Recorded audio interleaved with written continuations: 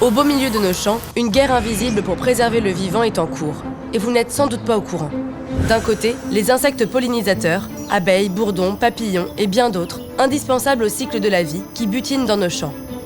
De l'autre, les grandes firmes agrochimiques, armées de leurs pesticides censés protéger l'agriculture des nuisibles. Au milieu, nous, citoyennes et citoyens, et l'Union européenne. Pour chaque nouvelle substance pesticide, Bruxelles doit autoriser sa mise sur le marché grâce à des tests de toxicité. En 2010, face à l'extinction dramatique des pollinisateurs, l'Europe reconnaît que ces tests sont devenus obsolètes. Les pesticides ont évolué, ils sont devenus systémiques et pour certains beaucoup plus toxiques que les anciennes générations de pesticides, même à très faible dose. Aujourd'hui par exemple, à dose égale, certains néonicotinoïdes sont jusqu'à 7000 fois plus toxiques pour les abeilles que le fameux DDT, interdit en France depuis plus de 50 ans.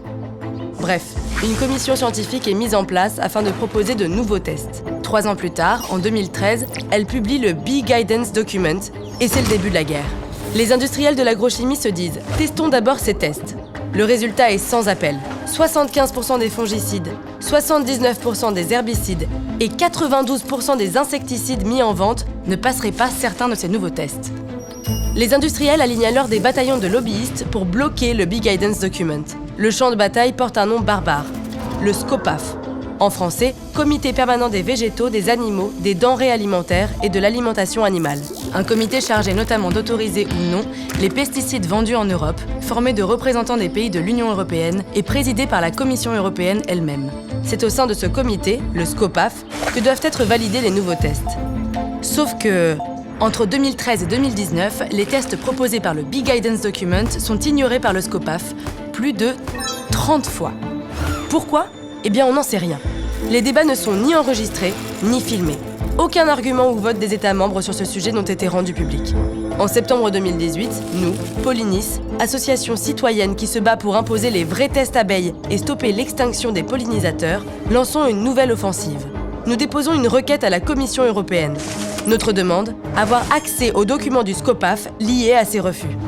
Novembre 2018, la réponse de la Commission tombe. C'est non. Motif du refus, protéger le processus décisionnel de l'Union européenne. Après 6 ans d'indécision, on frôle l'ironie. Pollinis se tourne donc vers Emily O'Reilly, la médiatrice européenne, pour dénoncer ce manquement flagrant à l'obligation de transparence de l'Union européenne. En mai 2019, Emily O'Reilly nous donne raison. Elle qualifie le refus de la Commission de mauvaise administration. Mais qu'importe. Novembre 2019, la Commission refuse à nouveau de nous donner accès aux documents. En 2020, la bataille s'enlise. Les mêmes demandes suivies des mêmes refus. Alors en juin 2020, nous visons plus haut. Pollinis dépose un recours devant le tribunal de l'Union européenne contre la Commission européenne. Le 14 septembre 2022, le tribunal de l'Union européenne rend son jugement et nous donne raison. La Commission européenne ne peut pas refuser de nous remettre les 78 documents demandés. Une victoire inédite pour les pollinisateurs et pour la transparence au sein de l'Union européenne. Mais une victoire fragile. En décembre 2022, la Commission européenne contre-attaque. Elle refuse d'appliquer la décision historique des juges et forme un pourvoi pour retarder de plusieurs années la transmission des documents. Un coup de force contre lequel Pollinis invite tous les citoyens à se mobiliser, en signant ce texte commun. Nous, citoyens et défenseurs des droits, exigeons de la Commission européenne la publication immédiate des 78 documents qu'elle refuse aux citoyens et sa mise en conformité avec la décision du tribunal de l'Union européenne du 14 septembre 2022.